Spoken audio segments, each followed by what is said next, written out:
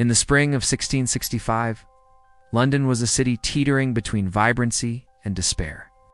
Its cobblestone streets crowded with merchants, children, and travelers, unaware that an invisible enemy was about to descend upon them with merciless precision. The air was thick with the scents of smoke, animal waste, and unwashed bodies, a perfect breeding ground for the unseen terror that had traveled from the continent into the heart of the city. It began quietly, almost imperceptibly.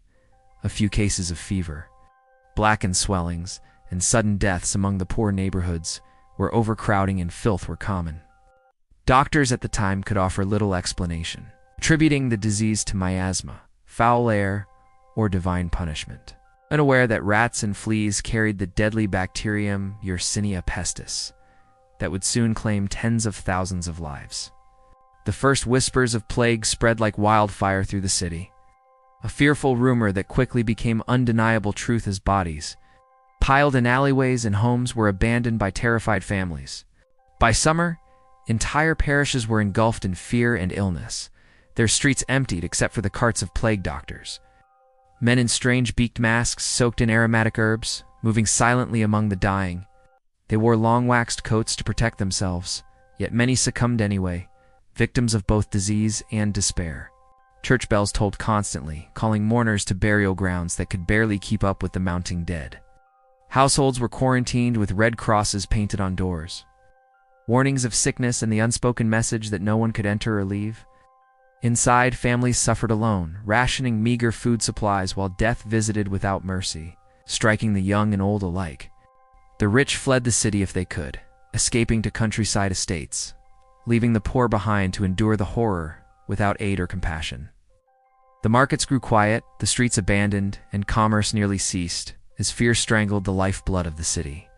Carts drawn by horses carried bodies through narrow alleys to mass graves, the stench of death mingling with the summer air.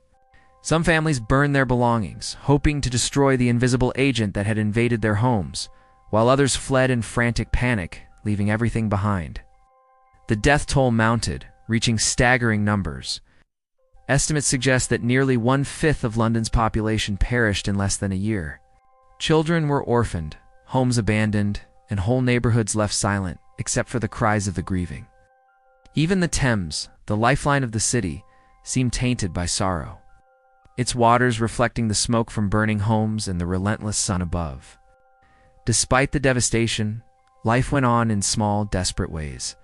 Street vendors sold food to those brave or desperate enough to risk infection, and apothecaries attempted remedies that offered little hope.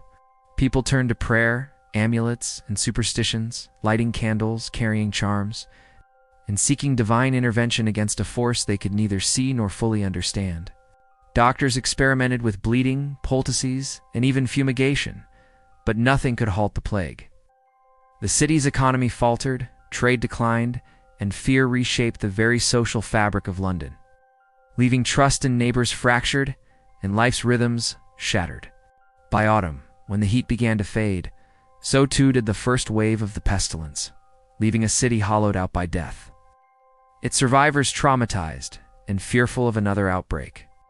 Grief became an omnipresent companion, and the memory of blackened swellings, empty streets, and relentless mortality lingered in every corner of the city. Despite the suffering, London endured. By the following year, new measures were taken to improve sanitation, control trade of contaminated goods, and regulate quarantines. Knowledge painfully learned from the horrors of 1665, the plague left an indelible mark on the city's history, shaping public health responses for generations to come. Writers, diarists, and chroniclers captured the terror, leaving accounts that would inform history with vivid details of human endurance, fear, and the struggle for survival against an unstoppable microscopic foe. The Great Plague of London reminds us of the fragility of human society in the face of nature's invisible threats. It shows how fear can paralyze a city, how communities crumble under the weight of suffering, and how resilience emerges from the ashes of despair. Even centuries later, the echoes of 1665 resonate, a testament to the human capacity to endure the unimaginable, to mourn the dead, and to rebuild life when darkness finally recedes. London rose again, scarred but stronger.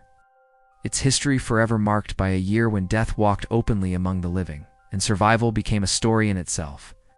Like and subscribe so you don't miss even more interesting historical facts.